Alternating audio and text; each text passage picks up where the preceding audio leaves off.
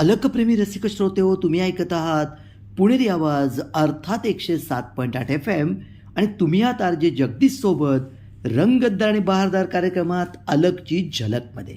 अलक तुमची, रसिक श्रोते हो, झलक आमची. चला तर ऐकूया कोल्हापूर येथील आपल्यावर रुसलेले, रागवलेले आणि बरेच महिने आपल्यापासून दूर राहिलेले अलककार युवराज मारुती राजीगरे चुएकर लिहितात, तो नेहमी येणाऱ्या जाणाऱ्या मोटारसायकलला हात दाखवून आपला प्रवास अगदी फुकटात करायचा. आजही तो उभा होता, पण पिंटूने मनात ठरवलं होतं याला घ्यायचं नाही.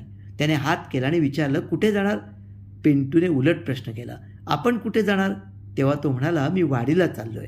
यावर पिंटू म्हणाला, नाही हो, मी गावठाणला जाणार. तसं तो म्हणाला, असं काय, मग मी पण येतो. ओहो, अलंकार युवराज, छान, मस्त, मजा आली, धन्य वाटलं. म्हणजे फुकट तिथे प्रकट अशी एक म्हण आहे आमच्याकडे. आता काय करावं या माणसाचं? फुकटचा प्रवास करायची याला आवड आहे की नेमकं काय समजावं, काय लक्षात काय घ्यावं? म्हणजे त्याने सांगितलं मी इकडे जाणार, तर तो म्हणतो मी पण तिकडेच जाणार. वा वा, खूप छान, मजेशीर आहे, धमाल अशी अलक आहे.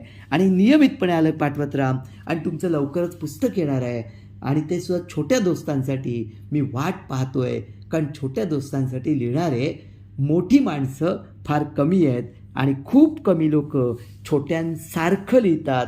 ते मला पाहायचं आहे आणि तुम्ही लिहिलेलं असेल याची खात्री आहे.